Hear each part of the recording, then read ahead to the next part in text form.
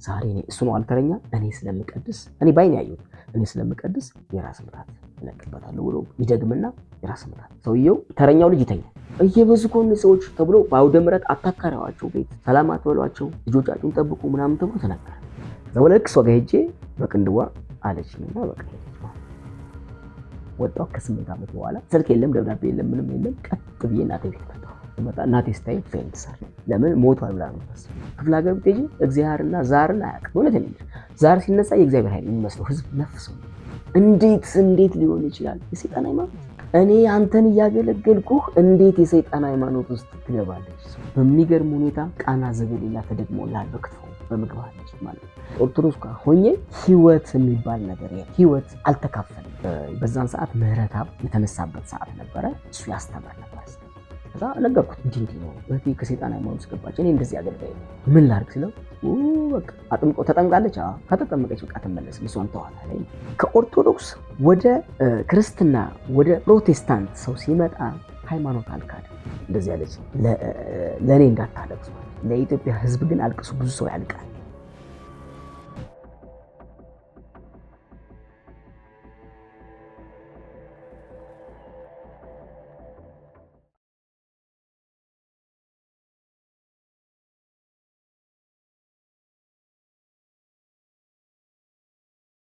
ልሳናቸው የሰይጣን ቋንቋ ተብሎ በድራማ ሲሰራ አንዷ ምን ጴንጤ ነበርኩ አንድ ኬንያው ፓስተር እጅን ጭኖ ይሄን የሰይጣን መንፈስ ከተውበት ይሄው ብላ ልሳን ታወራለች መታ ማለት በቃ ድብልቅልቅ ያለ። ከዛ እኔ በእርግጠኝነት ጴንጤ ሰይጣን ነው የሚል አስተሳሰብ ነበር። በቃ ጴንጤው ሰይጣን ናቸው ሰው እየመሰሉ ነው እንጂ ሰይጣን ናቸው ጴንጤ የሚል አስተሳሰብ ነው ያለ።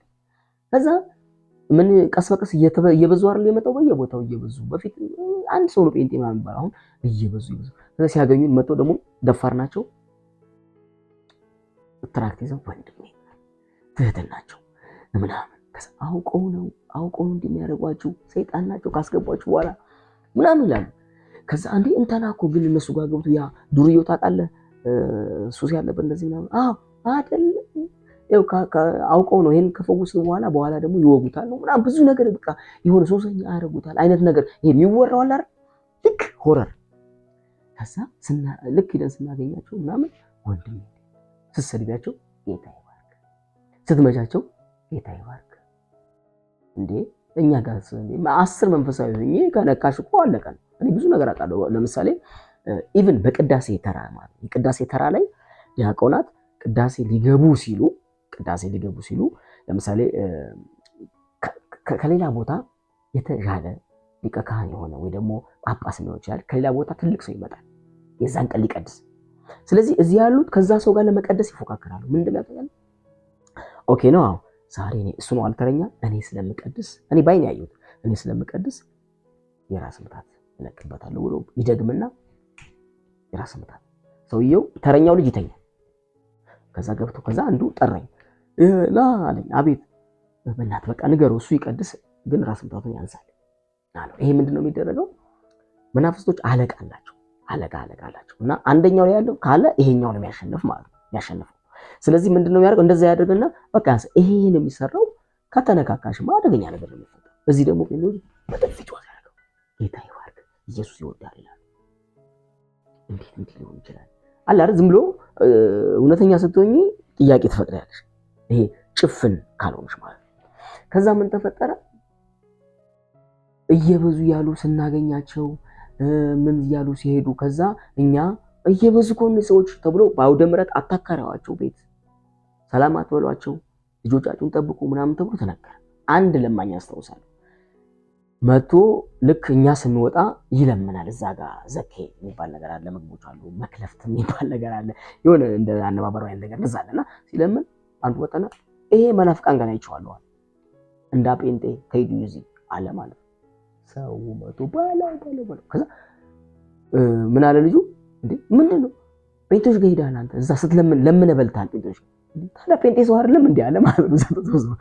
ጭራሽ እና ጴንጤ ሰው አይደለም እንዴ እና ታዲያ አለ። ከዛ በቃ ስንሄድ ስንወጣ ሲጸልዩ ካገኘን በለው እኔ ልክ ቤት ሲደበድቡ እንትን ሲሉ እውነት ለመናገር እንዲያንስቼ አልወረወርኩም ግን በሳጭባቸዋለሁ። ግን እንደ አሁን ጳውሎስ እንትና ሲገደል ልብስ እንደያዘው እንትናችሁን ይዤ ምናምን እነሱ እንዲወረውሩ መጣ ፖሊስ ምናምን ብዬ ይዤ ጠብቄ አውቃለሁ። አልወረወርኩም። ከዛ አንዴ ፖሊስ ነው መጥቶ ይመታል። እነሱ እየጸለዩ ውጭ ያለው መኪናቸውን ሳይክላቸውን ሞት ስብርብር። ከዛ እንደዛ እየሆነ ባለበት ሰዓት እኔ መጠየቅ ጀመርኩ። አልኩ ተንበርክኬ እግዚአብሔር ሆይ በምድር ላይ ብዙ ሃይማኖት አለ። እኔ ደግሞ ከእናቴ ከአባቴ የወረስኩትን ኦርቶዶክስ ተዋህዶ ይዣለሁ። በዚህ መንገድ እንዳለው አንተ ታውቃለህ። ምድር ላይ ደግሞ የመጡት ስማቸው ጥሩ የሚመስሉ ጥሩ ነገር የኛ ነው ትክክል የሚሉ ናቸው ሁሉ። ስለዚህ እውነቱ የቱ ነው? አንተ ከሰማይ ሆነ ታውቃለህ። ማን መንገድ ላይ እንዳለ የምታውቀው አንተ ነህ። እኔ ለአንተ በግ ነኝ፣ መንገድህን ምራኝ። መንገድህን ካልመራህን ግን እና የተሳሳተ መንገድ ገብቼ አንተን ካሳዝንኩ የራስህ ኃላፊነት ነው፣ እንዳትፈርድብኝ። ይሄው ምራኝ፣ እጆቹን ያዘኝ፣ ምራኝና ራስህ ወደምትፈልገው አቅጣጫ ውሰድልኝ። በቃ እኔ የምፈልገው የፈጠርከኝ የሰራኸኝ ሰው አድርገህ የፈጠርከኝ ያዳንከኝ መድኃኒዓለምን አንተን እፈልጋለሁ። አንተን ስለምፈልግ እባክህ መንገድህን ላቀው አልችልም እኔ እያልኩ በተደጋጋሚ መጸለይ ጀመርኩ እና ስትጸልይ የሆነ ነገር እግዚአብሔር በእውነት የትም ሆኖ ለሚፈልገው ሰው እግዚአብሔር ቅርብ ነው እና የሆነ ነገር ብቻ እየተሰማኝ መጣ። የሆነ እግዚአብሔር እየሰማኝ እንደሆነ አይነት ነገር። ከዛ ይሄን እየጸለይኩኝ እንዳትፈርድብኝ ኃላፊ እኔ የምፈልገው አንተን ማስደሰት ነው፣ አንተን መከተል ነው። አንተ የሌለበት መገኘት አልፈልግም። በግ ነኝ ምራኝ። ይሄን ካላደረግ ኃላፊነት ራስህ እያልኩኝ እናገራለሁ። እኔ መንፈስ አናግሮኝ ይሁን አላውቅም፣ እንደዚህ እናገራለሁ። እና በዚህ ሁኔታ ይሄን እየጸለይኩ ባሉበት መነጠል፣ ብቻዬን መሆን፣ እግዚአብሔርን መፈለግ በፈለኩበት የዛኔ ማርያም ቤተክርስቲያን ነበር ማገለግለው። በመፈለግበት ሰዓት አንድ ጊዜ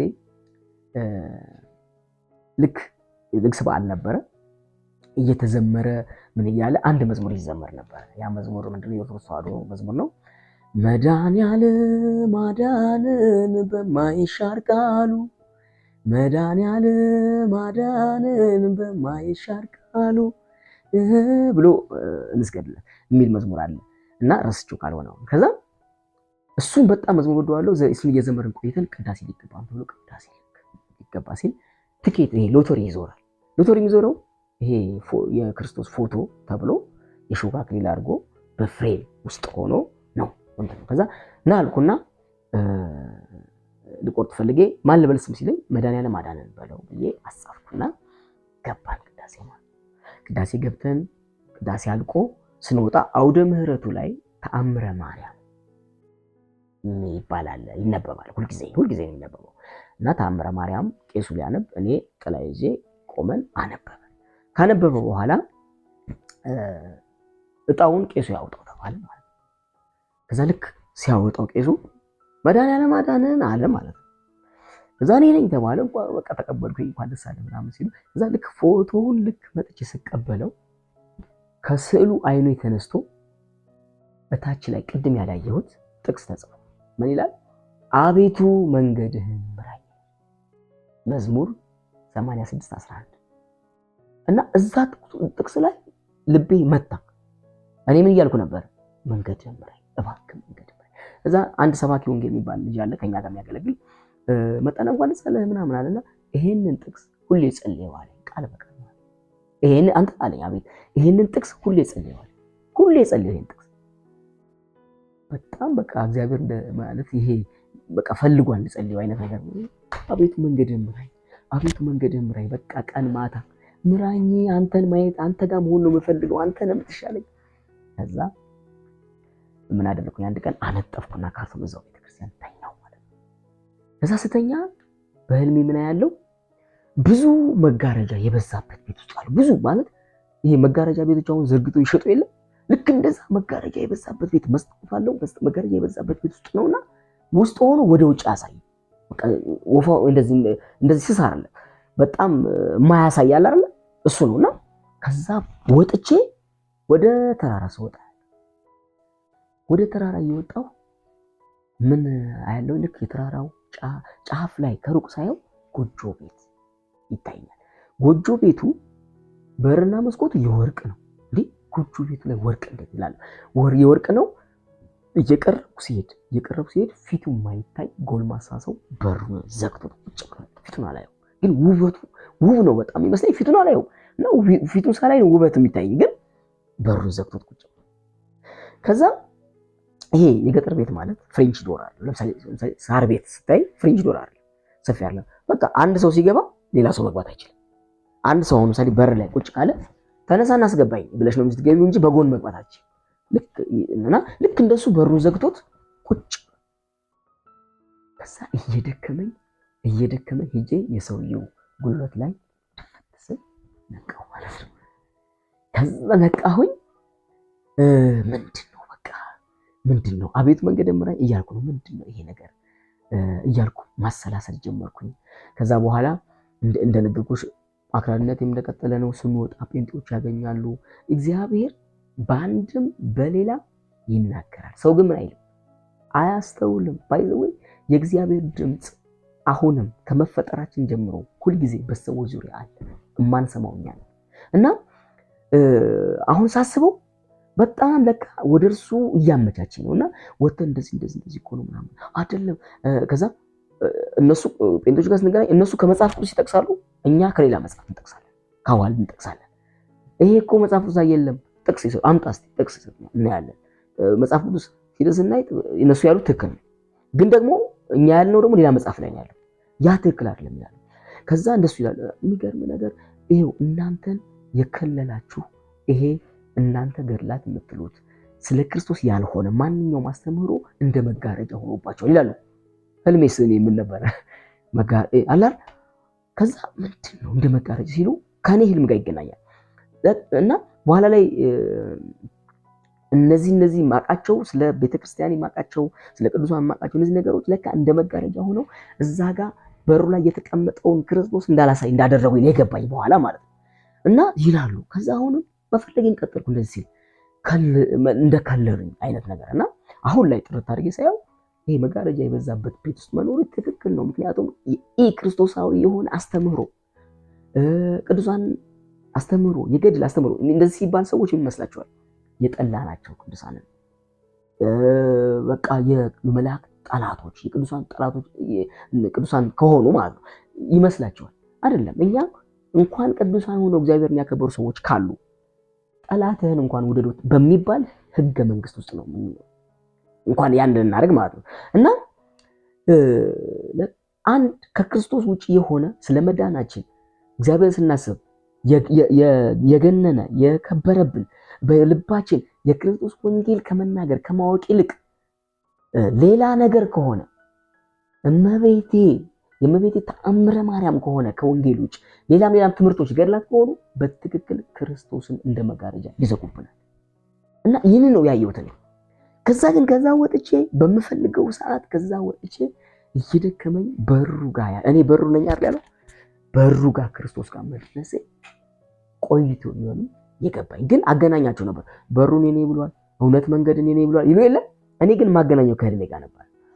ከዛ እንደሱ ሆነ። እንደሱም ሆኖ ከዚህ ቀጥሎ አንድ ሌላ ጸሎት ይሄን ካየው በኋላ ሌላ ጸሎት መጸለይ ጀመርኩ። ምንድነው 8 ዓመት ሞላኝ ከቤተሰብ ወጣሁና እንዴ እግዚአብሔር እባክህ ቤተሰቦቼን ናፈቁኝና ወደ ቤተሰቤ መልሰኝ አልኩኝ ማለት ነው። ጸልኩ መልሰኝ በቃ ቤተሰቦቼን ናፈቁኝ መሄድ እፈልጋለሁ ምናምን አልኩኝ። ከዛ ምን ተፈጠረ?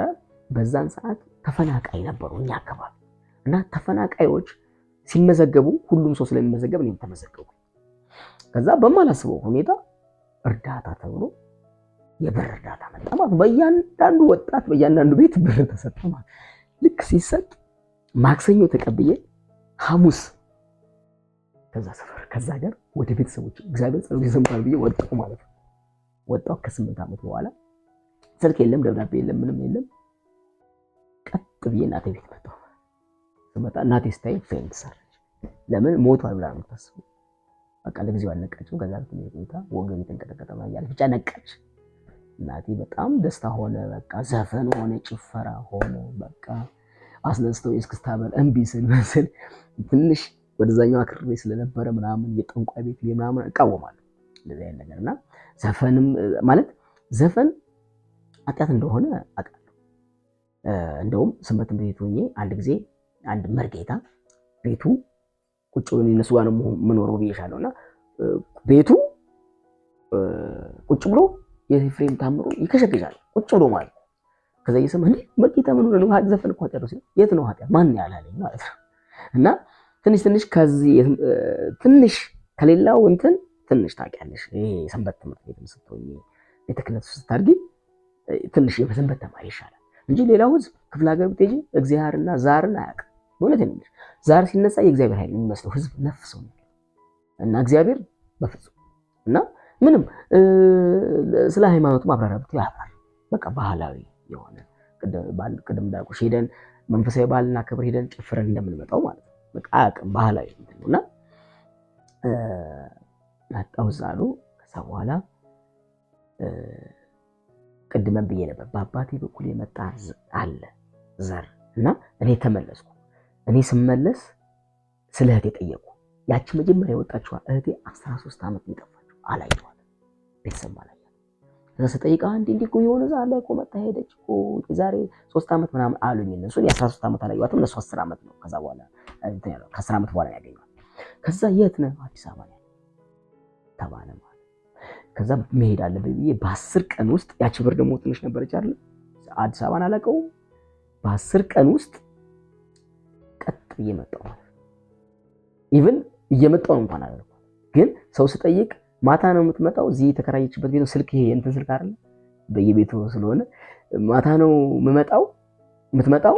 ያውን ጓደኞቿ ጋር ሁሉ ልታደር ትችላለች። ግን ሲሉኝ አይ በቃ ከመጣች እየመጣ ነው ብላት ምንም ይፈጠር እየመጣሁ ነው አልኳት። ያው ውጪ ለምጃለሁ አልፈራም። ከዛ ቀጥ እየመጣሁ ማታ ነው ደግሞ እዚህ የገባሁት። ድንገት ስደውል አለች ቤት አሉ። በቃ አውቶቡስ ተራ ወይኔ ገባ ሰፈር ቁሉ ምናምን ብቻ ያለውበት ቦታ ዜድ ሙዚቃ ቤት የሚል ነገር ነው። በጣም አደገኛ ቦታ ነው እና ሞክረውኛልም ደግሞ። ከዛ እሷ መጣች አከለች። አላወቀችኝም። ሰው ለምን ህፃን ልጅ ሆኜ በጣም ህፃን ልጅ ሆኜ ስለሆነ የወጣችው እሷ ፌስ ምስሉ ያለው ስለኔ ያላት ህፃን ልጅ ነው። አልመጣላት። ከዛ አገኘኋት ምናምን እዛው አካባቢ ሆቴል አጋይዘን አደርን። ከዛ እዛው አበሰረች ማለት ነው። እንዲህ ነው ጴንጤ ሆኛለሁ ምናምን አለች ማለት ነው። በቃ ቆለፍኩ ማለት ነው። እንዴት ሊሆን ይችላል የሰይጣን ሃይማኖት? እኔ አንተን እያገለገልኩህ እንዴት የሰይጣን ሃይማኖት ውስጥ ትገባለች? ሰው ለምንድን ነው ያው ከራከራለሁ እግዚአብሔር እንዴት በቃ በጣም ግልጽ በጣም ስለናፈቀችኝ ስለምወዳት ለጊዜው ምን አልኩኝ? ዝም አልኩኝ። አቀዘቀዝኩት። ለካሷ በጌታ ሆና የኔም መመለስ አንዱ ሚስጥር መርገምን ሰብር ያለው በአባታችሁ የመጣውን አብርሮ የሚገለውን መንፈስ መትቼዋለሁ እያለ ይነግራታል። ለካ እኔ መምጣቴ ለካ ያ ስራ ነው ያገባኝማ። ከዛ ልክ እሷን ተገናኝተን ባለንበት ሰው ሌላ የጠፋችው በሌላ በሷ ያለችው ደግሞ እሷም ደግሞ ተገኘች ማለት መርገሙ እየተሰበረ መጣ ማለት እሷ ታጸልያለች፣ ስማችንን እየሰጠች ይልቃል አመለ ወርቅ የምትባለው የኔ ታላቅ ታለች እያለች የቀረች መርገም ይሰበር እየተባለ ለካ መሰባሰባችን የለም። እኔ ግን ሰይጣን እንዴት የሰይጣን ሃይማኖት ትገኛለሽ? እኔ እየፈለኩት ያገለግልኩት ምናምን በጣም አከረርኩኝ። ከዛ በኋላ እዚህ ቀጨኔ መድኃኒዓለም ቀጥ ብዬ ሄድኩኝ። ሰንበት ትምህርት ቤት እንደዚህ ወረቀት አለኝ ምናምን ገባሁኝ። በዛን ሰዓት ምህረትአብ የተነሳበት ሰዓት ነበረ። እሱ ያስተምር ነበር። ከዛ ነገርኩት እንዲህ ነው እህቴ ከሰይጣን ሃይማኖት ገባች፣ እኔ እንደዚህ አገልጋይ ነኝ ምን ላድርግ ስለው በቃ አጥምቀው ተጠምቃለች። ከተጠመቀች በቃ ተመለስም እሷን ተዋት አለኝ። በቃ መፍትሄ ነው አለኝ። በቃ ሄደ። ከዛ በኋላ እኔ ጾም ጸሎት ያስኩኝና ቀጨኔ መድኃኒዓለም ገብርኤል አለ እና እዛ ጋር ብዙ ሰው ስለማይበዛ ጾም ጸሎት ይዤ ተንበርክኬ እዛው እውላለሁ። ትመለስ የሰይጣን ሃይማኖት ገብታ ትመለስ እላለሁ። እቤት ሲሄድ መጽሐፍ ቅዱስ ትከፍታለች። እንዲህ ነው ትላለች። እኔም አይ እኮ እንዲህ ነው ምናምን እላለሁ። ያው ድርቅ የምትይው ነገር አለ ሳታውቂ ለሃይማኖት ሳይት ይያለስ ትሸነፍ አለመሸነፍ ማለት ከዛ እንደዚህ ባለበት ሰዓት ምን ተፈጠረ? ልክ አንድ ወር ከቆዩ በኋላ ይሄን እያደረኩኝ ማለት ነው። ልክ አንድ ወር ከቆየሁ በኋላ ከሰይጣን ጋር እኔ መኖር አልችልም። እኔ እግዚአብሔርን እወደዋለሁ፣ ስለዚህ መኖር አልችልም ከጴንጤ ጋር ብዬ ትቻት ክፍለ ሀገር ሄድኩኝ። ክፍለ ሀገር ሄጄ ምን ተፈጠረ? ልክ ድሮ የመሮጥ ፍላጎት አለኝ ብያለሁ እና በቃ አሁን ሩጫዬን አሁን መጀመር አለብኝ ብዬ ዱብ ዱብ ማለት ጀመርኩ። ምን አልኩኝ? አንድ ቀን በቃ አሁን ተነስቼ ልቤ ምን አይመስልሽ? አሁን ተነስቼ ማራቶን ምሮጥ ሁሉ ይመስለኛል የልቤ ይሄ ፍላጎት ማለት ነው። እና ምን ተፈጠረ? አንድ ቀን ተነሳውና ሁለት ልጆች ይዤ 10 ኪሎ ሜትር 5 ደርሰው መስሎ 10 ኪሎ ሜትር ሮጥኩኝ። ከዛ መጣሁና ወንዝ አለ ሄጄ ገላዬን ታጥቤ ገባሁ ቤቴ። በዛው ተኝቼ ቀረሁ ማለት ነው። ታመምኩኝ። ከዛ ተኝቼ መቃዠት ጀመርኩ፣ ድምፅ መስማት ጀመርኩ። እዚህ ያለው ምን እንደተፈጠረ ነገራችሁ። እዚህ ያለሁኝ እንደነገሮች በጣም መወዳታለሁ። የቤቱ ተወዳጅ ልጅ ነች። ሁለተኛ ደግሞ በጣም ናፍቀኛለች። ከዛ ልክ እንደመጣው አካባቢ ብቃወምም አንዳንድ ቦታ ይዛኝ ትሄዳለች። ለምሳሌ አሁን ህብረት አምባ እና አሁን ያለሁበት ቸርች አንዳንዴ ወስደኛለች ማለት ነው። እና ህብረት አምባ ሄደን የጸሎት ሰዓት ነው። በቃ እየተጸለየ ነው። ብዙ ነገር ያደርጋሉ። ይጸልያል፣ ሰውየው እንደዚህ ይንቀጠቀጣል ምናምን። ከዛ በቃ ዋኖቹ ሰይጣኖች ጋር ያመጣችኝ ያልኩኝ። በቃ እንዲህ ያደረገው ይሄው እንዲህ የሚያደርገው ሰይጣን ምናምን። ከዛ አቡነ ዘበሰማያት ማለት ጀመርኩ ማለት እያማተብኩኝ። ከዛ እንደገና አቡነ ዘበሰማያት ተቀደስ ስምከ፣ በቃ ሰይጣን እንዳይቀርበኝ ከሰይጣን እያልኩኝ ይሄን በቃ የምንላቸውን ነገሮች ማለት ጀመርኩ እዛው ማለት። ግን መዝሙር ዘምር የለ ዘምራለሁ መዝሙር አንድ ነገር በቃ ውስጤ የቀረው ነገር ምንድነው? አንድ መዝሙር ይዘምር ነበር ሰውየው እንደዛ እያለ እያጸለየ በቃ ልሳን ይናገራሉ ምናምን። ከዛ አንድ መዝሙር ይዘምር ነበር። መዝሙሩ ምንድነው? ውስጤ አልወጣ ያለ ያለቀቀኝ። እዛም ሄጄ አለኝ የምለው ተስፋ ማደርገው የምመካበት እግዚአብሔር ብቻ ነው፣ ፊትህን ብቻ ነው የሚለው እሱ። ፊትህን ብቻ ነው፣ ፊትህን ደጋግሞ ይለዋል። አለኝ የምለው ተስፋ ማደርገው የምመካበት ፊትህን ብቻ ነው፣ ፊትህን ብቻ ነው የሚለው መዝሙር የሰማሁት የዛን ቀን ነውና ከሄድኩ በኋላ አለኝ የሚለው ድምፅ ይሰማኛል ማለት። ከዛ አራ ጴንጤዎች እኮ እንደዚህ ናቸው፣ መገለጥ አለ በዛ ሰዓት እንትን ይላሉ፣ ይናገራሉ፣ ምናል ብዙ ነገር አለና ጴንጤ ማለት ላችኋለሁ።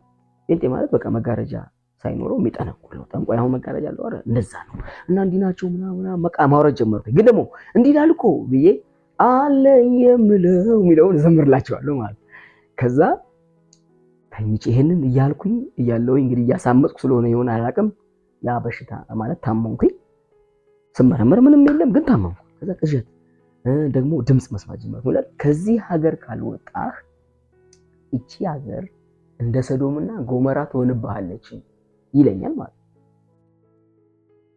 አሁንም ተደጋግሞ ነው ያለ። ከዛ ይሄ ድምፅ ምን አደረገ መሰለህ? አይ በቃ አዲስ አበባ መሄድ አለብኝ እና ይቅርታ ልጠይቃት። እሷ ምን አገባኝ፣ እሷ የራሷን ትሄድ፣ እኔ የራሴን አገለግላለሁ ብዬ ቀስ ብዬ ቴሌ ሄጄ ደወልኩላት። ከዛ ደውዬ መምጣት ፈልጌ ነበር፣ በደስታ አለች ማለት ምን ችግር አለ። ከዛ ልክ ይሄንን ብዬ ስልኩን ጨርሼ ስወጣ ለመምጣት ስመጣ ማለት በሽታው ለቀቀ። ከዛ መጣሁ።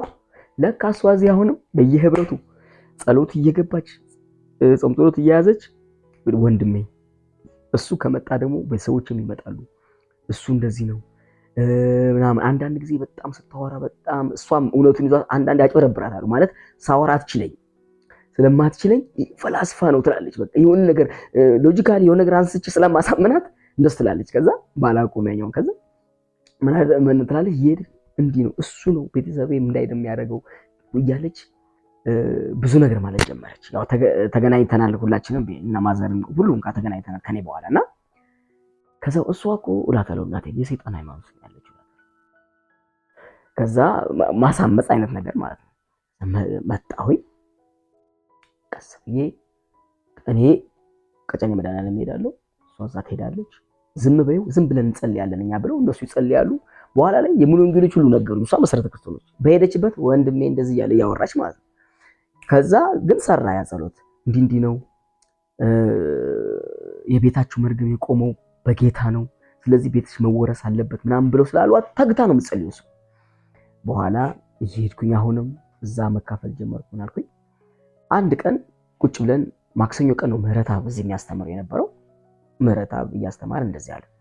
ሮሜ 8:34ን ድሮ መናፍቃን ቀይረውት ነው እንጂ ጥቅሱ የሚናገረው እንደዚህ አይደለም። የሚያጸድቅ ማን ነው? የሚኮንንስ? የሞተው ይልቁንም በእግዚአብሔር ቀኝ የተቀመጠው ስለኛ የሚማልደው የሚለው ማለት ነው። የሚፈርደው ነበር የሚለው የድሮ ትርጉም የሚፈርደው ነው የሚለው መናፍቃን ቀይረውት ነው አለ ማለት ነው። በጣም ተበሳጨሁ፣ በጣም ተናደድኩ። ጭራሽ በቤቴም እንኳን መጽሐፍ የእግዚአብሔርን ቃል ቀይራለች፣ ቀይረዋል ጴንጤዎች። በጣም ተበሳጨሁ ማለት ነው። ከዛ ሄድኩኝ እንደዚህ አድርጋችሁ ምናምን አልኩኝ። ግን የሆነ መጽሐፍ በ18 ምናምን የተጻፈ መጽሐፍ እኔ የቤተሰቤ ድሮ ማለት ነው አለ አገኘሁኝ። እሱን ይዤ ከፈትኩት። የድሮ መጽሐፎች ነው ያለው። ከዛ አንደኛ ድሮ ላይ ጴንጤዎች ነበሩ አሁን አይደል እንደ የመጡት የሚል ጥያቄ ፈጥሮብኛል። ከዛ በኋላ ግን ወስጄ ሄድኩና ያንን መጽሐፍ በ18 ምናምን የተጻፈው መጽሐፍ ልክ ገልጬ ሳየው እንደውም እሱ የሚለው ምንድነው የሞተው ይልቁንም ከሙታን ሰው እሱ ያስምረናል፣ የሚያስምረን እሱ ነው ይላል። የሚያስምረን የሚለው ነው የሚማልደን ተብሎ የተተረጎመው። ኦኬ ምህረተአብ እንደተሳሳተ ገባኝ ማለት እንግዲህ መምህር ነው የምናየው ነው እንደ እንትናችን። ከዛ ኦኬ አልኩኝ ተውኩት። ከዛ በኋላ መጽሐፍ ቅዱስ ለምን መጽሐፍ ቅዱስ አላነብም ብዬ መጽሐፍ ቅዱስ ማንበብ ጀመርኩ እና ብዙ ጥያቄዎች ስለ ጴንጤዎችም አለብኝ። ማንበብ ጀመርኩ። ከዛ እያነበብኩኝ ብዙ ነገሮች እየመጡና አንድ ጊዜ ልክ ይሄን አንብቤ የጳውሎስ መልእክት ሳነበው ጳውሎስ ጴንጤ ይመስላል። እነዚህ አሁን የምንሰማቸው ጴንጤዎች አሉ። በዛ ሰዓት ሰማቸው ጌታ ቢፈቅድ ኢየሱስ ቋንቋው የጴንጤ ነው። ከዛ ሄድኩና አንድ ልጅ ነበረና ያው እሱ ብዙም አያውቅም ማይባል ነገር ነው ያለኝ። ምን አለኝ? አንተ ግን ጳውሎስ እኮ ልክ አንደበቱን ስታየው ቃላቱን ስታየው እንደ ጴንጤ ነው የሚያወራው፣ እንደኛ አይደለም። አየዋል ጳውሎስ እኮ ጴንጤዎቹን የሚደግፈዋል እና ታንብበው አለ ቃል በቃል። ይሄው እግዚአብሔር ምስክሬ ነው ጳውሎስ ጴንጤዎቹን የሚደግፈዋል። ከዛ እኔ ዝም ብዬ ማንበብ ጀመርኩ። እያነበብኩኝ የጳውሎስ መልእክት በጣም እየተመቸ ይመጣ። ከዛ ጳውሎስ የእግዚአብሔር ቤተ መቅደስ ከጣዖት ጋር ክርስቶስ ከቤኤልዘቡል ጋር ምን ህብረት አለው አይነት ነገር ምናምን ይላል ክፍሉ ማለት ነው። እኔ ደግሞ ቤተ ክርስቲያን ውስጥ የማውቃቸው ብዙ ነገሮች ጠንቁሎ በቀይ እስክሪብቶ የሆነ ነገር ጽፎ በራችን ላይ ቀብሮ ታቦት የሚሸከም ሰው አውቃለሁ። መቃብር ቦታ ሄዶ ደግሞ መንፈስ ጠርቶ አናግሮ ከዛ መጥቶ ደግሞ ቅዳሴ የሚገባ ሰው አውቃለሁ። ስጋው ደግሞ ቁርባን ማለት እንዲህ አድርጎ የሚያወርስ ሰው አውቃለሁ። እና ስለማይታወቅ ክርስቶስ ስላልበራልሽ ኦልሬዲ ያለ ነገር ነው። አንቺም ለመለማመድ ትፈልጋለሽ። እንደዚህ አይነት ነገር አለና ምን ህብረት አለ? ምን መጋጠም አለ? ታዩ ሰይጣኖች ቤተ መቅደስ ያሉት በሙሉ ማለት ነው። ከዛ አሁንም መጽሐፍ ቅዱስን ማንበብ ጀመርኩኝ። ኦኬ አልኩኝ መጽሐፍ ቅዱስ። ከዛ ደግሞ በጣም የሚገርመው ነገር ያሁኑ ትንሽ ታና እንጂ ጴንጤዎች ጋር ሲጂ ቃል በቃል መጽሐፍ ቅዱስ በቃ የሚናገሩት ቃል በቃል ነው። ከመጽሐፍ ቅዱስ የሚያወሩት ከዛ ጥቅስ ሰጠዎች ሂደት ስታዩ መጽሐፍ ቅዱስ ላይ ያለው ቃል አለ እነሱ የሚሉት ከዛ አይደለም እነሱ ቀይሮት ነው ይባላል ማለት። ይሄ መጽሐፍ ቅዱስ እኮ ነው ከቤተሰብ ነው ጴንጤ የሚባል እንኳን አልነበረም በዛ ሰዓት። ነበሩ እንዴ በዛ ሰዓት እላለሁ ማለት ነውና ከዛ ያንን መጽሐፍ ማንበብ ጀመርኩኝ። እሺ የሚሉት ነገር ትክክል ነው። ስለዚህ ሂጄ ለምን አልጠይቅም አልኩና ሰሜን መሰረተ ክርስቶስ እዚህ መጣሁኝና አንድ ቀን ተካፈልኩኝ። ስካፈል የሆነ ሰው እየሰበከ ነበረ። አልረበሸኝም። በጣም ጥሩ ስብከት ነው የሰበከው። ደስ የሚል ነገር ነው የተሰማኝ። የተንቀጠቀጠም ምናምን የለም ብቻ የሚያሰናክለኝ ነገር አልነበረም። ብቻ ደሳለኝ። ከዛ ሰው ጠየቁኝ። እዚህ ጥያቄ የሚመልስልኝ ሰው ካለ ኦርቶዶክስ ነኝ አገልጋይ ነኝ ግን ጥያቄዎች አሉኝ አልኩት ማለት ነው። ከዛ እንደዚህ መምህር ሰለሞን የሚባል አስተዋወቀ። ከዛ ገባሁኝ ጠየቁት። ሌላ ኢየሱስ ነው እናንተ ይባላል የሚለው ልሳናችሁ ይሄ የምታወሩት ልሳን ሰው የማይሰማው ሐዋርያቶች የሚሰማ ነው የተናገሩት ምናምን የሚለው ነገር ጠየቁት ማለት ነው። ከዛ ስጠይቀው ምን አለኝ? ችግር የለውም እኔ ያለውን መልስልህ መጽሐፍ ቅዱስ ማለትና ሲገልጥ እኛ ከሰማይ የወረደውን ከድንግል ማርያም የተወለደውን መድኃኔዓለም ክርስቶስን እሱን ነው የምናመልከው። ከሱ ውጭ አምላክ የተረገመ ነው፣ እኛ የለንም አለ ማለት ነው። እውነት ነው። አዎ ሌላ ኢየሱስ ነው የሚባለው። ይሄ የተቃዋሚዎች እንትን ነው። ሌላ ኢየሱስ እኛ የለንም ይሄ ነው እያለ ስለ ልሳን ስለ ይሄው ያችን ጥቅስ ጠቅስለት ይሰማል እኮ ሲሰብኩ ምናምን ብዬ አሁን ሁሉም ስም ይጠቅሳት ስለው አይደለም። አንደኛ ቆሮንቶስ ምዕራፍ 14 ሄዶ ልሳን ሰው አይሰማውም ሚስጥርን ለእግዚአብሔር ይናገራል ይላል። የጸጋ ስጦታ ነው፣ መንፈስ ቅዱስ የሚሰጥ ነው የሚለው በጣም አንደበተ ርቱዕ ነው። በጣም ነው የሚያስረዳው። ከዛ እሱን አስረዳኝ። ጥያቄዎች አንዳንድ ጊዜ ምን ይባላል ወንጌል ስርጭት ላይ ስለ ወንጌል ብቻ ተናገር፣ እንትን ቢጠይቅ እንትና አትነጋገር፣ አትጨቃጨቅ። እንደሱ አይደለም። ሰውየው ወይ በማርያም ታማልዳች አልታማልድም ወይ ደግሞ በሆነ ምክንያት ሰይጣን ይዞታል። ስለዚህ ወንጌል ብቻ መናገር አለ። ሰውየው ጥያቄ ሆኖ የተሰናከለበትን ነገር መመለስ አለብሽ። አንዳንድ የወንጌል ስርጭት እንትኖች እንደዛ ያደርጋል አይደለም። ሰውየው ሌላ ጥያቄ ምንም ይሁን የማይረባ ነገር እኮ ወንጌል አይደለም፣ ግን እሱ አይጠቅምህም ተው አይደለም። ጥያቄ ሆኖበታል ሰይጣን በሱ ስላሰናከለው እሱን ፈትሾ እንደ እግዚአብሔር ቃል ማስረዳት ያስፈልጋል። እንደሱ ነው ያስረዳኝ። ከዛ እሺ መማር እፈልጋለሁ አልኩኝ። ከእሺ ብዬ ደህንነት ስጀምር ጭራሽ ትምህርቱ በቃ አሜዚንግ ነው። ስለ ስላሴ፣ ስለ መላእክት፣ ስለ ሰው፣ ስለ ኃጢአት አለበት ሁሉ። ይሄ ሁሉ እኮ እንደሚሰጠናል። ኢቭን በስላሴ እናምናለን አብ ወልድ መንፈስ ቅዱስ ሲለኝ ራሱ ኢየሱስ ብቻ ነው ተብሎ ስለሆነ የሚታሰበው በጣም ነው የተደነቅኩት። እና እንዲህ ነው። ከዛ ትምህርቴን በተከታታይ ተምሬ እዛው ደህንነት እየተማርኩኝ ነው ወንጌል ስርጭት የጀመርኩት። ውስጤ በቃ ነደደ፣ ተቃጠለ። እሱ አታውቅም ነበር ይሄንን። ከዛ አንድ ቀን እንግዲህ እኔ ፈልጌ አይደለም ሌሊት ላይ የሆነ ነገር ቀሰቀሰኝና አላቅም ተነስቼ ተንበረከኩ እና መጸለይ ጀመርኩ። ስጸልይ ተነስታ ሌሊት እኮ ነው በ9 ሰዓት ይሆናል እልል አለች። ቀወጠችው። አታውቅም ነበር ሰርፕራይዝ ነው የሆነችውና ከዛ በኋላ ምን ተፈጠረ?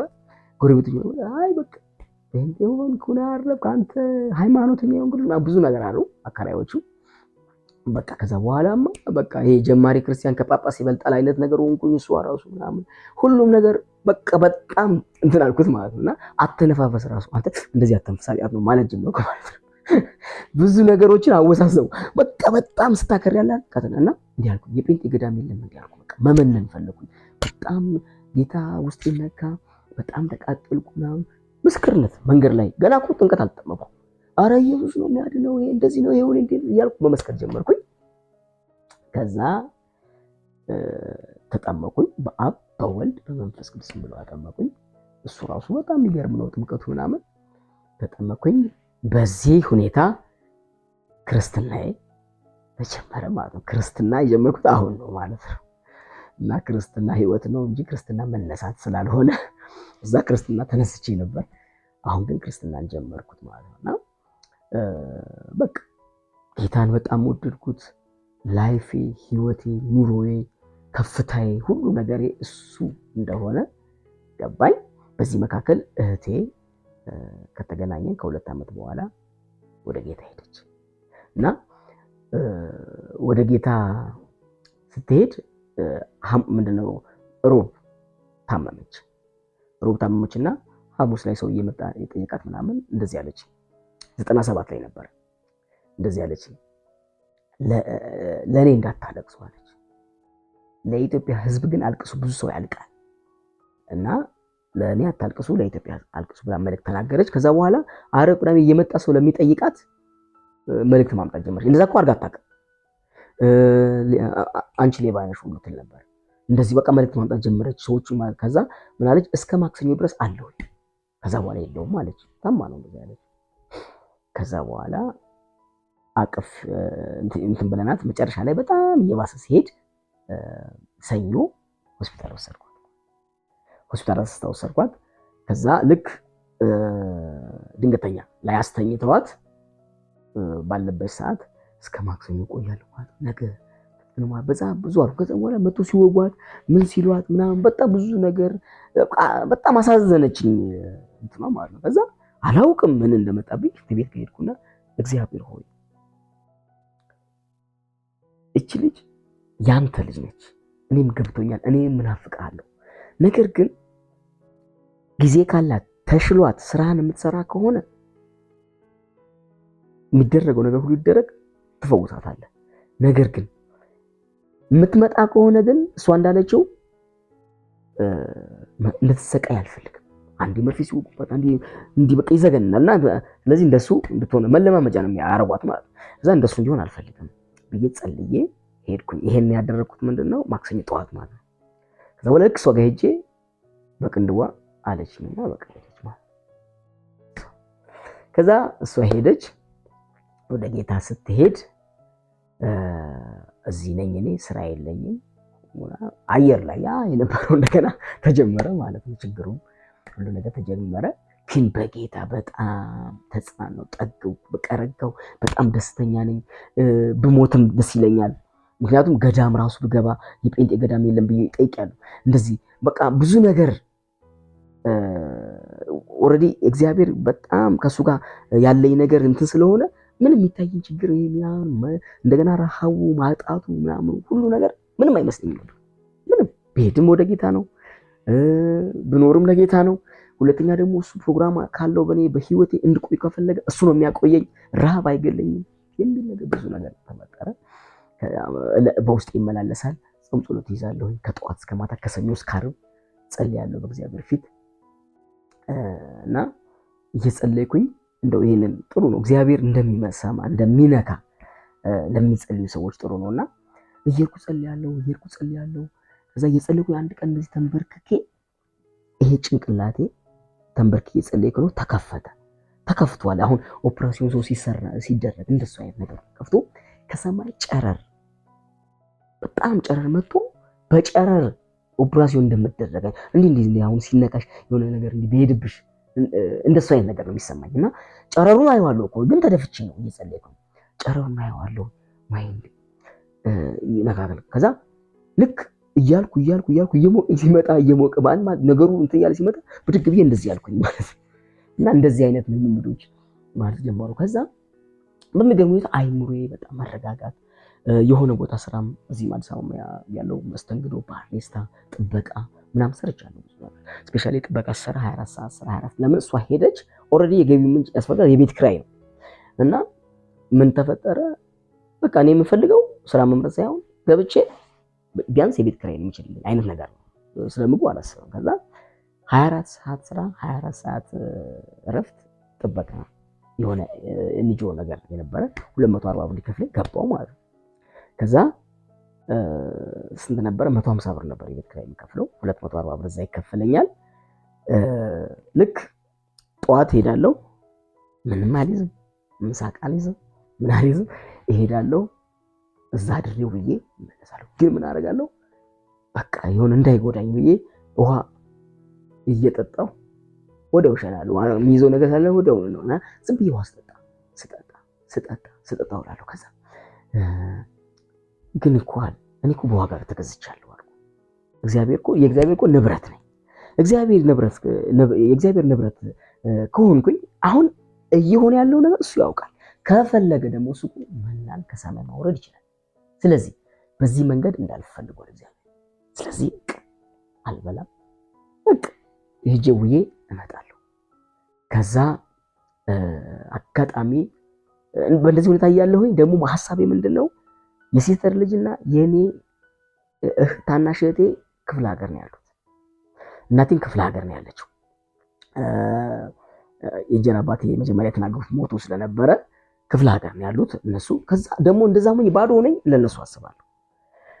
ለምን አላመጣቸውም አልኩ። እኔ እኮ እንግዲህ አየር ላይ እጅ ጣርቻ መጣቸው ማለት ነው። አምጥቼ ይቀር ምንም የለም። ከዛ የአንደኛው እህት ተገኝታ እዚህ ነበረችና ማለት ዳነ ብዙም ነገር የላቸውም። እሷ ጋር አቋት ማለት ነው። እቺ ታናሽ ያለች።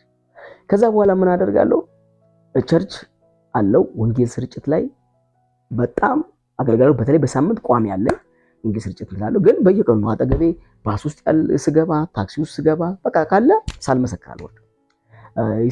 ይሰደባሉ፣ ይማታሉ። ግን በቃ መስክሬ ነው እኔ ውስጤ አይለኝም ዝም ማለትና ልክ እሷ አለች ቤቴ። አሁን ከኔ አልፌ ማውራት ጀመርኩ፣ ስለሷ ማሰብ ጀመርኩ። ከዛ የሆነ ነገር በሆነ አጋጣሚ ሰውን ከሰጠ ካገኘው ብቻ በሆነ አጋጣሚ ሲኖር ምን አደርጋለሁ? ቲማቲም እኮ ትገዛና ስጎ ስሪ፣ ለማንኛውም አባየውን እግዚአብሔር ያውቃላትና ስጎ ሰርታ ታስቀምጣለች።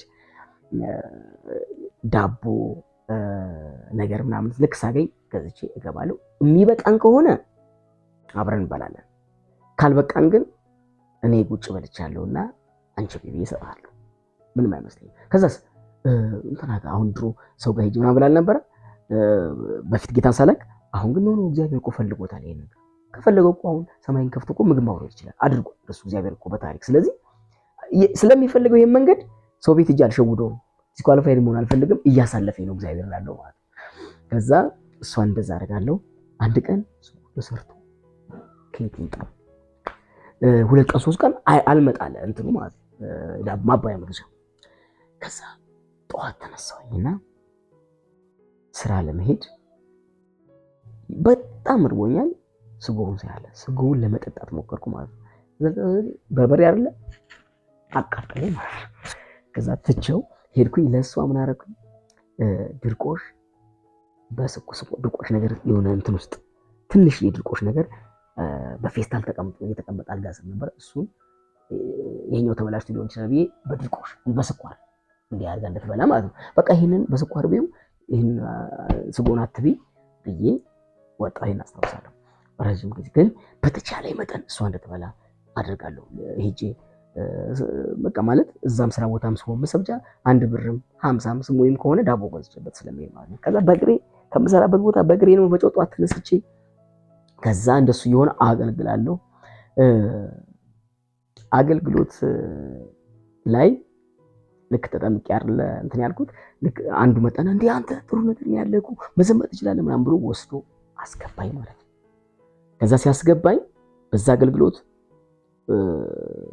አገልግሎት ገና እንደጀመርኩኝ ፓስተሩ ይጠራል አለኝ ማለት ነው። ከዛ በእኔ እግዚአብሔር ለማገልገል ውስጤ ነዷል። በጣም ደስተኛ ነኝ። ሌላው ነገር በጣም ችግር ውስጥ ነኝ፣ ግን እግዚአብሔር ማገልገል እፈልጋለሁ። ከዛ ፓስተሩ ጠራና አይ ማገልገል አትችልም ማለት ለምን ስለው ቢያንስ 2 ዓመት ምናምን 3 ዓመት መቆየት አለብህ አይነት ነገር ጊዜ ገደብ አለው ከተጠመቅክ በኋላ አለኝ። አይ ችግር የለውም እኔ እግዚአብሔር እንዳገለግል ከፈለገ 10 ዓመትም ይሁን በማገለግልበት ጊዜ ያገለግላለሁ፣ ችግር የለውም። ግን የሆነ ስሜት ተቆርጧል። ለምን ሌሎቹ ዝም ብለው ሲገቡ ስላየው ማለት ነው። ከዛ እንደሱኝ ቆየሁኝ። በኋላ ላይ ትንሽ ጊዜው ሲደርስ ኳየር ውስጥ ተፈትኜ ኳየር ውስጥ ገባሁ ማለት ነው። ኳየር ውስጥ ገብቼም ቀጥሏል ችግሩ። ሳልበላ ሳልጠጣ ነው ማገለግለው እና አንድ ጊዜ ከዛ ልክ 8 ወር ከጥበቃ ከወጣው በኋላ ጨርሼ ጥበቃው ላይ እየሰራሁኝ አንድ ቀን ምን አልኩኝ፣ በጣም ሲብስብኝ እንዲህ አልኩኝ። እዚህ ሰፈር ወሎ ሰፈር ነበረ። እዚህ ሰፈር እኮ እንትን የለም ማለት የሚያውቀኝ ሰው የለም። ስለዚህ ለምን ሆነ ዝም ያን ግቢ አንኳኩቼ በቃ ምግብ ውስጥ ለምን አላችሁ ብዬ አሰብኩ። እንግዲህ ኳየር እያገለገልኩ ነው። በጣም በእግዚአብሔር ደስተኛ ነኝ። ምንም እንደዚህ ግን በጣም ሊጥለኝ ሲል ከዛ ልክ በርባሽ ኖ እግዚአብሔር እኮ ያሳለፈኝ ነው። እግዚአብሔር ቸግሮት እኮ አይደለም። እግዚአብሔር ይሄንን መንገድ ይፈልገዋል። ስለዚህ ነገ ይሄንን ማስቀመጥ አልፈልግም፣ ዛሬ ጨርሾ ነው ማልፎ ብዬ አልፋለሁ። በሚገርም ሁኔታ እግዚአብሔር በጣም እንደጠበቀኝ በዚህ መንገድ አልፌ ያመመኝ እንደ እግዚአብሔር ይሄ ጉንፋን ምናምን በሽታ የሚባል ነገር አላ ጨጓራ እንኳን ሰው አይታመም ቢያንስ ግን ምን እና በቃ ብዬ ልክ የተመለስኩበትን አስታውሳለሁ። ከዛ እያገለገልኩ ቸርች ውስጥ ነው፣ ደስተኛ ነኝ። ማንም አይመስለውም፣ ያው ከመክሳቴ ከምናምን በስተቀር ማንም አይመስለውም። አንዳንድ ጊዜ ቸርች ውስጥ ሰው ሲያገለግል አብሮት ለሚያገለግለው ሰው ግድ መሰኝ ጥሩ እና ግን ስለዚህ ብዙም አላውራም። ነገር ግን እግዚአብሔር ሕይወቴን ስለተረከበው የማልፍበት እያንዳንዱ ነገር እግዚአብሔር የሚያውቀው እና በቃ አለ አይደል እኔ ብዙ ማስበው ነገር እግዚአብሔር ማክበር፣ እግዚአብሔር ማስደሰት በዛን ሰዓት ስለሆነ የሚታየኝ ጌታ ብቻ ነው። ምንም ሞትም አልፈራም። ብዙ ነገር ስለሆነ የማልፍበት ነገር እንትን አልሰጠው ምንም እንትን አይደለምና እግዚአብሔር ደግሞ እያወቀው ስለሚያውቀው ደስተኛ ነው። ምን ብዬ ነው የማስበው? እኔ ተሳካልኝ የምለው ስጠግብ አይደለም። ተሳካልኝ የምለው ከፍታ ላይ ስወጣ አይደለም። ሸለቆ ውስጥ ሆኜ እግዚአብሔር ካወቀልኝ የእግዚአብሔር ፈቃድ ከሆነ እኔ በጣም ከዓለም ላይ የተሳካለት ሰው ነው ብዬ ነው የማስበው። ተሳካልኝ እና እንደዛ አይነት አስተሳሰብ ስላለኝ በቃ ሌላ ነው ጥማቴ፣ ፍላጎቴ ሌላ ነው። አሁን በዚህ ውስጥ እያለሁኝ ከዛ ካለሁበት ከምሰራበት ስራ ወደ ምን ሆነ፣ ቤት ልቀቁ ተባለ። ይሄን ቤት ልቀቁ ተባለ። ምንድነው ልጅ ሊገባበት ነው ብሎ አካባቢ ሲያስወጡን ቤት ስንፈልግ 220 ብር ነው ተባለ። እኔ ደሞዜ 240 ነው፣ 10 ብር ይቆረጣል። ስለዚህ 230 ነገር ነው የሚገዛኝና ሲሉ ቆይ በቃ ማለት የሆነ ሰው በረንዳ አንድ እናት አለች፣ እዛ በረንዳ ላይ ዕቃ ያስቀምጥና በቃ በየጓደኛ ቤት እናድራለን ብዬ አሰብኩኝ ማለት ነውና እሷንም ሲስተርም ብዙ ስላልናት አትችልም፣ ግን እንደዛ አሰብኩኝና ምን አደረኩኝ፣ ለምን ግን የቤት ኪራይን ከፍዬ ከዛ የሚቀጥለው እግዚአብሔር ካዘጋጀ ካላዘጋጀም ፈልጓል ማለት ነው ብዬ አንድ ቀን 2 ቀን በረንዳ ላይ ካደረ በኋላ እዛው አካባቢ 220 ብር ተከራየው ቤት ነው። ስንት ነው የሚደርሰኝ? 230 ነው የሚደርሰኝ እና ከዛ አይ እኔ አሁን እዚህ ጋር ቁጭ ብዬ ለሽማግሌ እያደገ መሄድ ስራ ነው የምፈልገው ብዬ አሰብኩኝ። ከዛ ኮንስትራክሽን ላይ ሰው አናግሬ ምናምን በሚያውቁ ሰዎች በቸርችም ኮንስትራክሽን ላይ ረዳትኜ አልሙኒየም ስራ የሚባል አለ፣ እዛ ተቀጠርኩ። እዛ ተቀጥሬ የተቀጠርኩት በዛን ሰዓት ተመሳሳይ ነው፣ 250 ብር ነው። 10 ብር ትቀንሳለች፣ እንደሱ ነው በቃ 220 ብር የቤት ኪራይ ይከፈላል። ቅድም በተናገርኩ መሰረት ለሷ እየወሰድኩኝ ሲኖር አብሬ እየበላሁ ብቻ እንደሱ አለፈና ኮንስትራክሽን ላይ ደግሞ ችግሩ ምንድነው? ከፎቅ ከታች እስከ 10ኛ እስከ 9ኛ ነው ይወጣል፣ ዕቃ ተሸክመን ምናምን አልሙኒየም ስለሆነና በቃ በጣም ይደክመኛል ማለት ነው። ለምን ሳልበላ ስለሚሄድ ምናምን ከዛ በዛ እያለ ምናምን ጴንጤ መሆን ደግሞ ጴንጤ ሆነሽ መገኘት ደግሞ ያውም ቸግሮሽ በቃ ያገሉሻል፣ ብዙ ነገር ያደርጉሻልና አይ ባይዘው አንተ እኮ ማርያም ስለካድክ ነው እንደዚህ የምትሰቃየው ይለኛል ማለት ነው። አይ ችግር የለውም እግዚአብሔር አለ እላለሁኝ እያልኩኝ ያለፈ አንድ ቀን በቃ ፎቅ መውጣት አቃተኝ፣ መንቀሳቀስ ማለት ነውና ለምን ስለቆየሁ ምን አደረኩኝ፣ ወጥቼ ሳላስፈቅድ ምን ሳልን ቀጥ ብዬ በእግሬ ወደ ቤት መጣሁና ወደ ቤቴ ስመጣ አይደለም የባስ የሚከፍልልኝ ሰው አገኘሁ። ከዛ በባስ መጥቼ ልክ ስወርድ አንድ ማቆየት ብሎኝ ያቅ ምንም ነበር አግኝና እንዴት ነህ ሰላም ነው ምሳ በልተሃል አይነት ነገር አለኝ ማለት ነው። አይ ብለው ስለው ና ብሎ ጁስ አቮካዶ ጁስ ጋበዘኝ። የዛን ቀን ደግሞ ኳየርም እያገለገልኩ ወርሺፕ አገልግሎት ይሰጠኝ ነበር። ዓርብ ላይ ወርሺፕ አደረግ ነበር ዓርብ በቃ ስለዚህ ያንን እንትን አልኩኝ። አቮካዶ ብቻ ወርሺፕ አደረኩኝ አገለገልኩና ከዛ በኋላ ይመስለኛል 50 ሳንቲም ነው ብቻ ሰሞኑን እንደዛ ነበረ ጊዜ ውስጥ ዳቦ ገዝቼ ለሲስተር ገባሁ። እንደዚህ ያለ ልክ 98 99 2000 ኑሮ እየጨመረ ነው የመጣው። ከ97 በኋላ ነው የጨመረው በነገራችን ላይ። ከዛ ውድ እየሆነ አልመጣም፣ ሁሉም ነገር እየጨመረ መጣ። ምን ተፈጠረ? ቁጭ ማለት የሆነ አገልግሎት ላይ ቁጭ ብዬ እንትን እያለ አገልጋዩ እየጸለየ ብቻ መጣና እንዴ አለ። ምክንያቱም ያቺ የኮንስትራክሽን ስራ እያደገች መጣ፣ 500 ደርሳለች። ግን እስከ 18 ድረስ አብረን እንሄዳለን። በዛች 500 በነበረ ሰዓት 18 ድረስ ቤት ውስጥ እንጠቀማለን። ከ18 በኋላ እስከ 30 ድረስ ደግሞ እስኪመጣ በቃ የለም አየር ላይ በቃ በመላ በእንትን በቃ በደመ ነፍስ ነው። ግን እንደሱ አይባልም፣ ምክንያቱም እግዚአብሔር ስለሚያዘጋጅ ማለት ነው። እንትን ነበርና ስራ በፈታም ኮንስትራክሽን ላይ ሲሰራ ያን እየሰራው ከድርጅት ወጥቼ በግል አልሙኒየም ቴክኒሻን ባለሙያ ሆንኩኝ ማለት ነው። ከዛ ስራ ወጥቼ በግል መስራት ምናምን ጀመርኩና አንዳንድ ጊዜ ልክ ሰርቼ 6 ወር ምናምን ስራው ይቆያል፣ ሌላ ስራ እስኪመጣ በግል ነው እየጠየኩ እየተንቀሳቀስኩ ስለሆነ።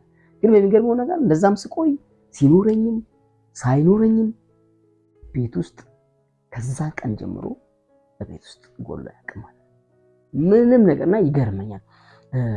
አንዳንድ ጊዜ እግዚአብሔር ሲያኖር ሰው የሚፈልገው የሚታይ ነገር መቁጠር ይፈልጋል፣ ባንኩ ማስቀመጥ ይፈልጋል። ግን የሚገርመው የሚመግብ ስውር እጅ አለ። አትቆጥሩትም፣ ግን ትኖሩበታላችሁ። የሆነ ነገር ብቻ ቤታችሁ ሙሉ ይሆናል እና በምንም ታምር የምፈልገው በቃ ሳይጎልብኝ ያ ቃል ከወጣ ቀን ጀምሮ እስከዛሬ ድረስ እንደዚያ ይሆናል። እና በዚህ ሁኔታ ያለሁኝ እንደነገርኳችሁ እኔ መመነን፣ እግዚአብሔር መፈለግ፣ ማየት፣ እሱ ማገልገል፣ የእግዚአብሔር እብድ መሆን ነው የምፈልገው የሚል ሀሳብ ነው ውስጥ የሚመላለሰው ስቲል አለ ማለት እፈልጋለሁ። እና በዚህ ሁኔታ ውስጥ ነው ያለሁት። ከዛ አሉ ጓደኞች ምናምን ስለ ያው ስትቆይ ያደግ ስትመጪ ስለ ሚስት ስለ ትዳር ታስቢያለሽ ታስባለሽ። አይ እኔ አላገባም እናንተ እዛው እኔ ጌታ ነው ማገለግለው ምናምን እላለሁ ማለት ነው። እንደዚህ ከምላቸው ሰዎች ቀድሜ ያገባሁት እኔ እና በሚገርም ሁኔታ እንትን አለን በዚህ እያገለገልኩኝ በዛ ሁኔታ ባልጠበቁት ሁኔታ ከባለቤቴ ጋር ተገናኘን እና ህብረት ውስጥ አስተባብራለሁ እና እያስተባበርኩኝ በሆነ ጉዳይ ምክንያት ታናግረኝ አናገርኳት። ላይፏን ጠየቅኳት። ላይፏን ስጠይቃት በጌታ ምክንያት ቤተሰቦቿ እንዳገለሏት ብዙ ችግር እንዳለ ምናምን አዘንኩላት። እኔ ያለፍኩበት መንገድ ስለሆነ ምናምን እና በቃ አይዞሽ ስንት ነው ቤት ኪራይ በእውነት እኔ አይበቃኝም ብሬ ግን ለአንቺ ይሄን ያህል ወርቅ ብለን አይዞሽ አልኳት። ምንም ሌላ ነገር የለም። ተለያየን ምናምን። ከዛ አይዞሽ እላታለሁ፣ መከራታለሁ፣ ያችን ሰጣታለሁ። ልጅቷ በቃ እንደ መልአክ ነው ያየች ማለት ነው። በቃ እንዲህ አይነት ክርስቲያን አለ እንዴ ንግግሩ እንትኑ ምናምን በቃ በኋላ ስትነግረኝ ማለት ነው በቃ መልአክ ነው የመሰልኳት። ሌላ የጎዷትም ሰዎች ስለነበሩ እንደዛ ነው። ከዛ በኋላ በቃ በዛ ምክንያት ተዋወቅን። ነገሩ ወደ ፍቅር ተቀየረ ማለት ነው። ተቀየረና ከዛ ምን ሆነ? ይሄውን ሴቶች ሲጠየቁ ቆይ ጌታን እንትን ብዬ ጸልይበት ምናምን ይላሉ። ይሄኛ አይምሮአችን ውስጥ አለ ወንዶች አይምሮ ውስጥና እንደሱ ነው። ከዛ ኦኬ ስለዚህ ይሄ ነገር መስመር ማስያዝ ይፈልጋል ወንድ ልጅና ጠይቃትና መስመር ላይ ይዘው እያየሁባት ስለሆነ እኔም ወደዛ ነገር እየመጣሁ ስለሆነ ብዬ ጠርቼ አርኳትና እኔ ባንዴ እሽልቲ ብዬ አይደለም ግን በጣም ፍቅር ውስጥ ተፈጥሯል። በሌላ ነገር እንዳታስብኝ፣ እንደዚህ ነው። ብዙ አላስጨንቀሽም፣ የፈለግሽው ነው ማድረግ ያለብሽ አልኳት ማለት ነው። እና አፈቅርሻለሁ እንዴ እኔም እኮ አፈቅራለሁ አለች እዛው ማለት ነው። እኔም እኮ አለች እና በጣም ማለት በቃ ነፍስ አልቀረልኝም። እንደዛ ስትል በጣም ይሄ ግልጽነቷ ቅንነቷ እንትን አለኝ እና በጣም በቃ ፍቅር ውስጥ ገባን። ካለው ሁኔታ አንፃር እሷም ካለችበት ምናምን በጣም 5 ዓመት ቆየን ማለት ነው። እኔ ሰርግ በቃ አሁን ምንም እኮ የለኝም በቃ አሁን እንጀምር ነው የምለው እግዚአብሔር አለ ብዬ ማለት ነው። ከዛ እሷ አንቺ ሰርግ ስለምናደርግ እንደዚህ ምናምን በጣም እንትን ትላለችና ስለ ሰርግ ሀሳቡ ልቧ ይመጣል። ለምን በቃ ሰርግ አለ አይደል ሴቶች የሚያስቡ እንደዚህ። ከዛ የሆነ ሰዓት ላይ ትምህርት ቤት ቸርች እየተማርን በየጊዜው እየተማርን እዛው በቃ ሊያስቀረኝ ነው እንዳስተምር ማለት ነው ትምህርት ቤቱ እና ከዚህ በኋላ በቃ እሱ ሁሌ ይማር ይባላል። ከዛ ምን ተፈጠረ? ሄድኩና ኦኬ ሳያት እንትን ላትል ትችላለች ብዬ ላትወስን ትችላለች። ለምን ካልያዝን እግዚአብሔር ይናገራል እኮ እንደዚህ ነው በጣም ነው ስለ ሰርጋችን ራሱ ይናገራል። ከዛ አንዲ እኮ ብሎ የታለ አይነት ነገር ከዛ ሄድኩና ወስኜ እንደዚህ ነው በሚቀጥለው ብለን ቀናችን አስያዝኩኝ ሳልነግራት ማለት ነው። ከዛ መጥቼ አስይዣለሁ በዚህ ቀን ነው ልጋባው አልኳት ማለት ነው። ደረገጠች ብዙ ነገር እግዚአብሔር አለ እንዴት ተናግሯል እንዲሆና ምናምን።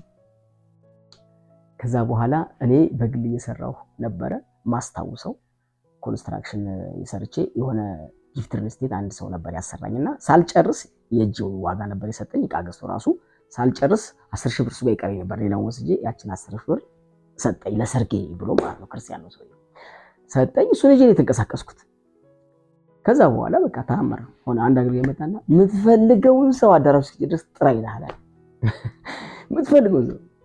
ከዛ ይዛኔ በክትፎ የሀብታም ሰርግ ነው ክትፎ ነው ይባላል። አሁን ከዛ እንግዲህ ነው የምፈልገው በክትፎ ማድረግ የምፈልገው አልኩኝ። እግዚአብሔር እንዲህ አልኩት የሰው አባት እንኳን አልኩት ያሳደገው ልጁን ወግ ማድረግ ለማድረስ ካጠገቡ ይቆምና ምን ያደርጋል? ይደግሳል። እዩልኝ ብሉልኝ ይላል። አንተ እኮ ከሰው አባት ትበልጣለህ። ስለዚህ አጠገብ እንድትቆም ፈልጋለሁ። ደጋሽ አንተ ነህ። አጠገብ ይቆም ያው መጸለይ ጀመርኩ ማለት እና ከዛ በዚህ ሁኔታ እያለሁኝ የዛን ቀን ደግሞ ስለተሳላለሁ መዘምረው መዝሙር አለኝ። ይሄን ብዬ መዝሙር ሰራው ማለት ነው። የዛን ጊዜ ዘመርኩና በቃ ነገሩ እያማረ እየደመቀ ከዛም የሚያውቁም ሰዎችም እሷን የሚያውቃት በጣም በቃ በሚገርም ሁኔታ የእግዚአብሔር እጅ ታምር ማድረግ ጀመረ። እና አንዳንዶቹ እንደውም ሳዳራሽ ሲመጡ ሰርፕራይዝ የሆኑት በክትፎ ሆኖ አርፎስቶ አለ ምናምን አለ በቃ ከዛ ከጠራነው ሰው በላይ 150 ሰው ትርፍ መጣ። ለምን እኔ እዚህም ስለምሳገለግል ብዙ ሰው ስለሚያቀኝ እዛም ሳያቸው በእናትና እያልኩኝ የሰርጉ ቀን በእናታቸው እያልኩኝ የሰበሰብኳቸው ማለት ነው። 150 ሰው ትርፍ መጣ። ገብቶ ጢም ብሎ ሰው ሞላ። ከዛ በኋላ የሰራችልን ሴት አለችና ደሞ አላረን ለሚቀርበን ሰው ምናምን የበላው ሰው ትንሽ ነው።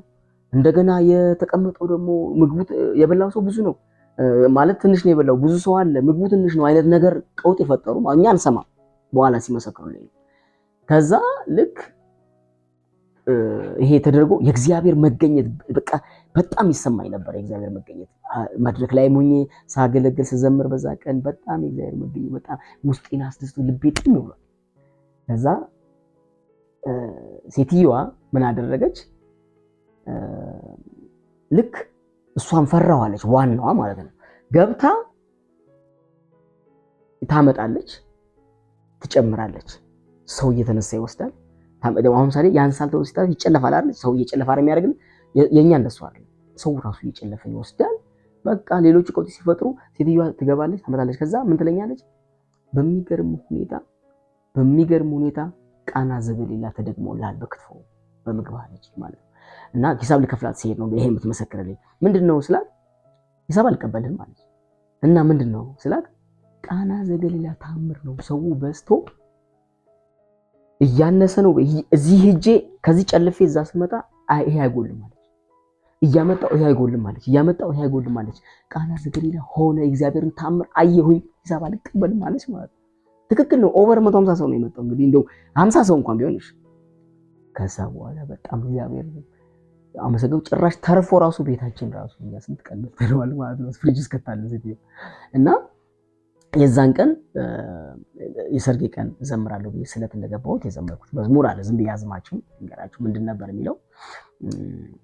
ማንም ሳይኖር ከጎኔ እንደናት፣ ማንም ሳይኖር ባጠገቤ እንዳባት፣ እንደናትና እንዳባት ሆነልኝ አጠገቤ ቆሞ ወግ ማረግ አሳየኝ። እንደናትና እንዳባት ሆነልኝ አጠገቤ ቆሞ ወግ ማረግ አሳየኝ የሚል መዝሙር ነበረ። ዘመርኩት። የእግዚአብሔር መገኘት ጉባኤው ብዙ ሰዎች ናቸው የመሰከሩልኝ። በጣም የሚገርም ሰርግ ሆኖ አለፈ። አንዳንድ ጊዜ በፊት ልክ እያልኩኝ ወደዚህ ነገር ስመጣ መድረክ ላይ ሰዎች ሲጋቡ ዘምሬ ስወርድ እዛ ሳገለግል እኔ ግን እንደዚህ አገባ ይሆን ብዬ ጠይቅ አገባ ይሆን? ከዛ ደግሞ አላገባም ጌታ አለኝ እላለሁ እንደሱ እና ብዙ ጌታ ጠይቅ ነበር። በሚገርም ሁኔታ እግዚአብሔር ተአምራት ያደረገው በቃ በሚገርም ሁኔታና እንደዛ ሆነ። ከገባንም በኋላ ከባለቤቴ ጋር ቤቱን በጣም ቀላል ነገር በጣም እግዚአብሔር ልጆች ስንወልድ ቀላል ነው ያደረገልን። በጣም ቀላል ማለት እኔ ምን አስባለሁ መሰላችሁ? አሁን ዝም ብለን ሰው ባልና ሚስት አብሮ ስለተኛ እና እግዚአብሔር ቀላል ሳደርገው ልጆች ስለመጡ እንደ ቀላል አላየው። የእግዚአብሔር ቸርነት ነው እግዚአብሔርና ልክ እዛ ገብተን ትንሽ የክፍል ቤት ውስጥ ነው እየገባ ነው እና ገብተን ካትራራችንን እየኖርን አረገዘ። በመጀመሪያው ዓመት ያደረገ መከላከያ ማለወሰደችም አረገዘች ማለት ነውና ከዛ በኋላ ልክ እየደረሰ መጣ። የሚገርመው ልትወልድ ስትል ምንም ነገር የለኝም በዛ ሰዓት እና ልክ ምን ተፈጠረ? ጤና ጣቢያ ነው የወሰድኳት። ጤና ጣቢያ እየተከታተል ነበር፣ አብረን እንሄዳለን፣ ትከታተላለች። ከዛ መውለጃ ሰዓት ደረሰ፣ ወሰድኳት። ስወስዳት ማታ 3 ሰዓት ነው እንድትወልድ የወሰድኳት። ከዛ አለ አይደል ምጥ ምናምን ድምጻቸው ምናምን በቃ አልቻልኩም እና እንዲህ ያልኩ ጓደኛዬም ነበር አንድ ጓደኛዬ ተንበርክኬ እግዚአብሔር የምስኪን አምላክ ሪፈር ኦፕራሲዮን ምናምን ይህ እንደምንደሌለ ታውቃለህ። ስለዚህ ራስ አዋልዳት ምንም ነገር ጭንቅ አታሰማኝ አልኩና ጸልይ ብድግ ስል እንኳን ደስ አለ አሉኝ ማለት ነርሶች መጥተው ወንድ ልጅ ተወልዶልሃል አሉኝ ማለት ቀላል አደረገው።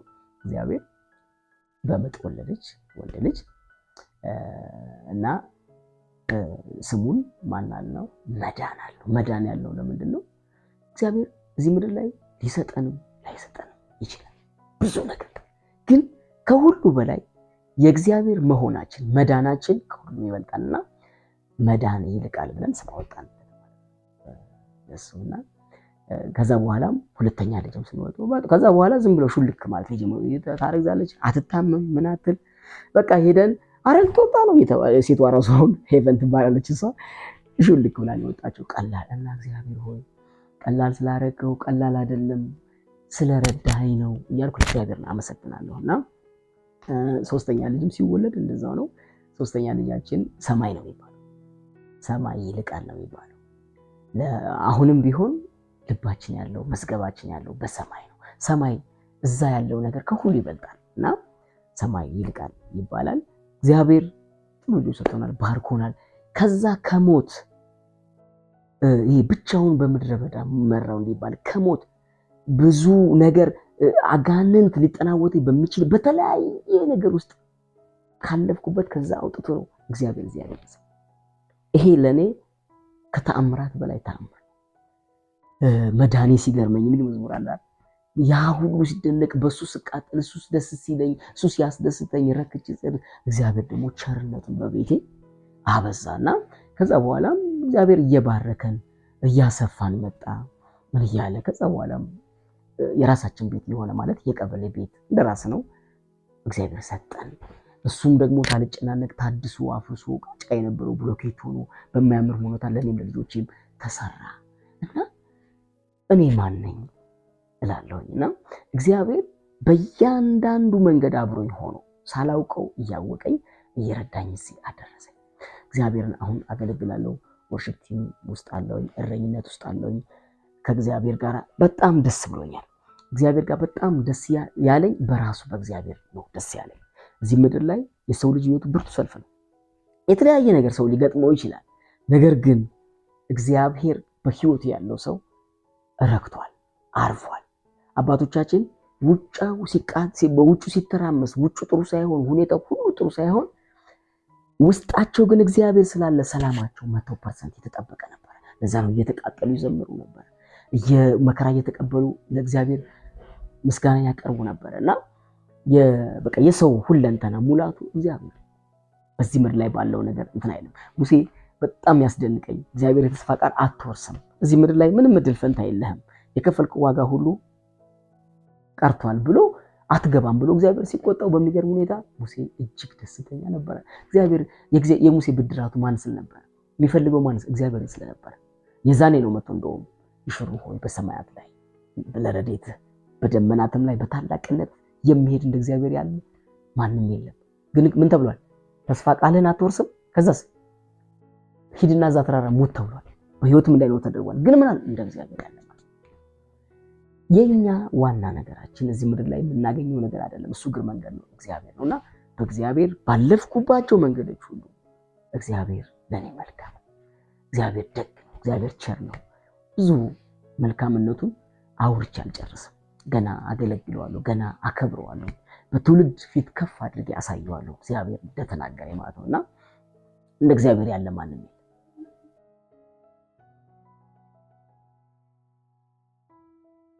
ከዛ በኋላ የሚገርመው እንደነገርኳቸው እግዚአብሔር መልካም ነው ማድረግ የጀመረው ለኔ ማለት ነው። በቃ መልካም ነው፣ ቀላል ነው ያደረገልኝ። ከዛ በኋላ ማዘንም ተመሰከረላት፣ ሲስተርም ከቤተሰቦቻችን በሙሉ አሁን በጌታ ሆኖ እዚህ አብሮኛ መልካም ነው በሁሉ ነገር። እግዚአብሔር በዚህ ሳይድ ደግሞ አልተጨነቁም ማለት በቃ ማዘርም ነገርኳት። ማዘር በቅንነት ተቀበለች። ምክንያቱም እኔ አክራሪ ስለነበርኩ አንተ ካልከማ አንተ ከሄድክማ አይነት ነገር ነው እንትን ያለችው። ማዘርም ጌታን ተቀበለች። እህቶቼም ጌታን ተቀበሉ። ከእንጀራ አባታችን የተወለደች አንድ ልጅ ክፍለ ሀገር ያለች አለች። ያው ስላላገኘኋትም ተገናኝተን ብዙ አናውቅም። እሷ ብቻ ናት እንትን ያለችው። እሷ መወረሷ አይቀርም። እሷ ብቻ አይደለም፣ እኔ የዞርኩባቸው ሀገሮች ሁሉ በእግዚአብሔር ወንጌል ይደረሳሉ። እግዚአብሔር ትልቅ አምላክ ነው። ክብር ለሱ ይሁን እና እነ ማዘር አብረውኝ ነው የሚያመልኩት። አሁን እንደው ማዘር አንድ ኦርቶዶክስ እያለሁኝ ከሁመራ እንደመጣሁኝ ሳገለግል አይታኝ በጣም ደስ ብሏት ከሞት ተርፎ ምናምን ብላ እየዘመርኩኝ መጣ። 5 ብር ለጥፋብኝ ነበር ግንባሬ ላይና እዚህ ስትመጣ እዚህ መሸለም ማለት ነው የዘፋኞች እንደሚያደርጉ እዚህ ስትመጣም እንደሱ እንዳታደርግ ብዬ እዚህ መድረክ ላይ ዘምር ስታየኝ ብር መጥቶ አይለጠፍም እንዳታደርግ እያስጠነቀቅኳት። አሁን በቃ እኔ ቆሜ እሷ ታችሁና ስትዘምር ለማቀ ነፍስ አይቀርላትም። በቃ እንዴት ነው እጇን አንስታ እንደምትዘምርና እግዚአብሔር እጅግ ረዳኝ። ክብር ለእግዚአብሔር ይሁንለት።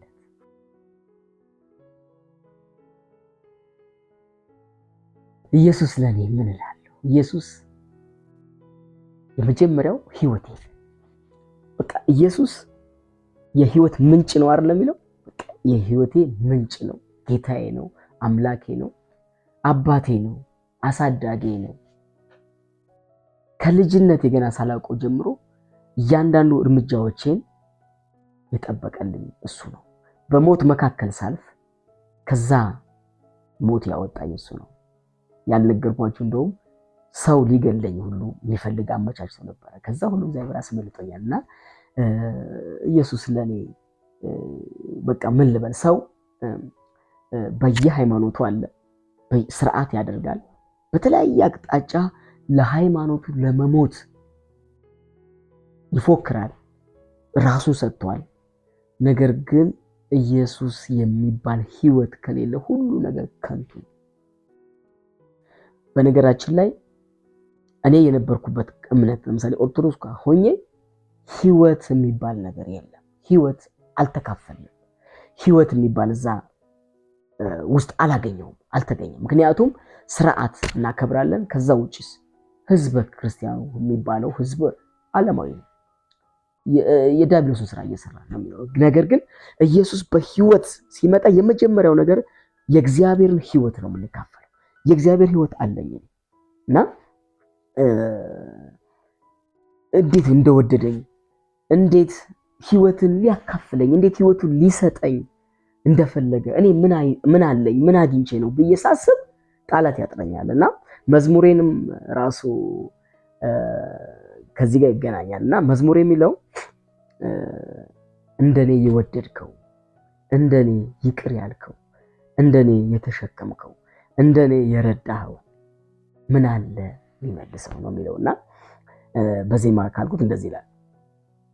እንደኔ የወደድከው፣ እንደኔ ይቅር ያልከው፣ እንደኔ የተሸከምከው፣ እንደኔ የረዳኸው ምስጋና ነው እንጂ ምን አለው የሚመልሰው?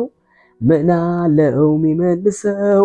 እንደኔ የወደድከው፣ እንደኔ ይቅር ያልከው፣ እንደኔ የተሸከምከው፣ እንደኔ የረዳኸው ምስጋና ነው እንጂ ምን አለው የሚመልሰው? ምን አለው የሚመልሰው?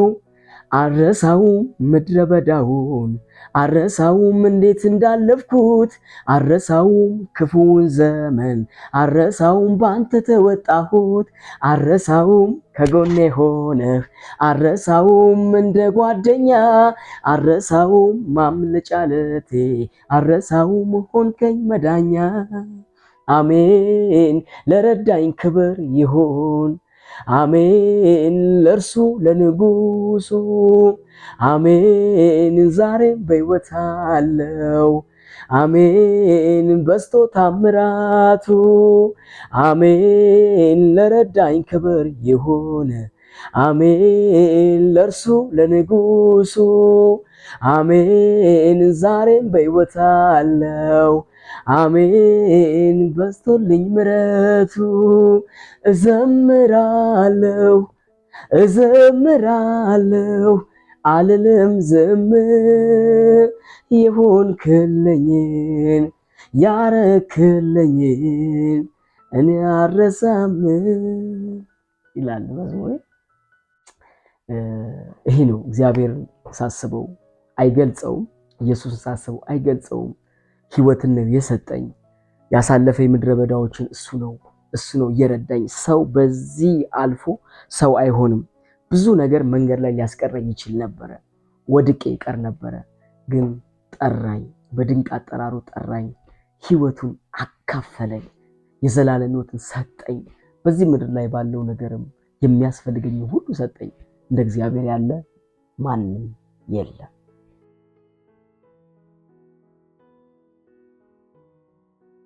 በመጀመሪያ ይሄ ካለውበት ከነበርኩበት ቤተ እምነት ላሉ ሰዎች መልእክት ባስተላልፍ ጥሩ ነው።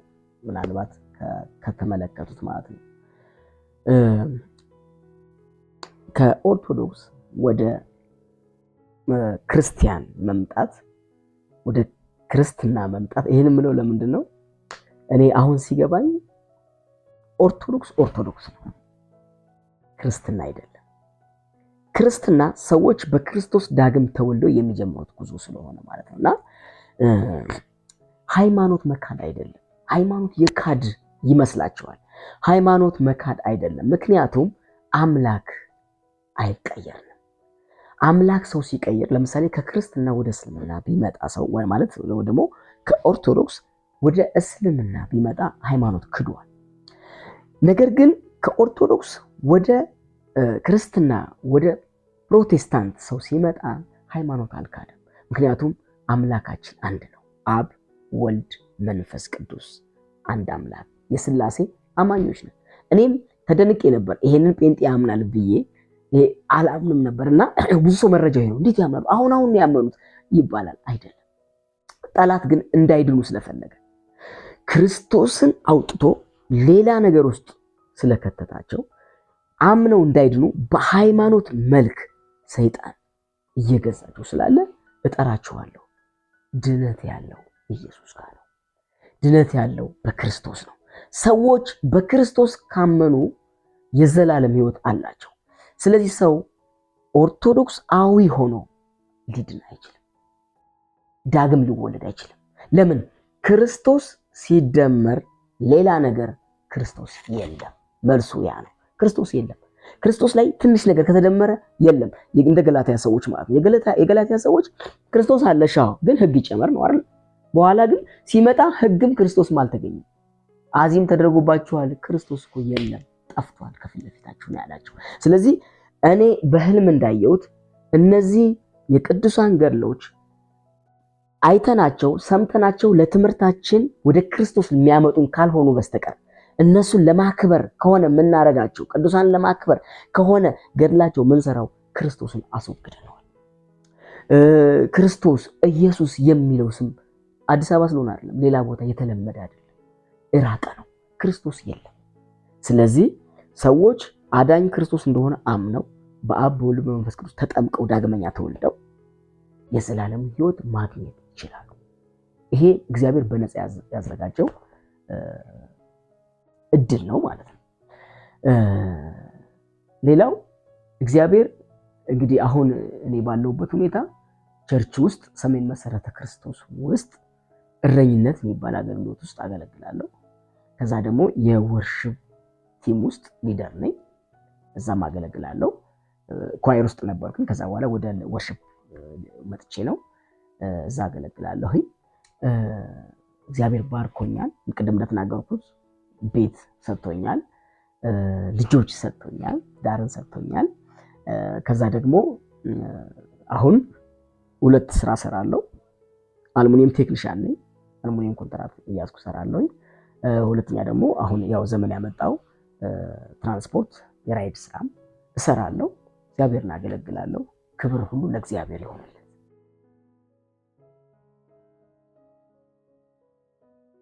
ባለቤቴን እጅግ አድርጌ አመሰግናለሁ ስለተቀበለችኝ፣ ምንም ሳታይ ስለተቀበለችኝ፣ ህይወቷን ስለሰጠችኝ እጅግ አድርጌ አመሰግናለሁ። እግዚአብሔር ይባርካት።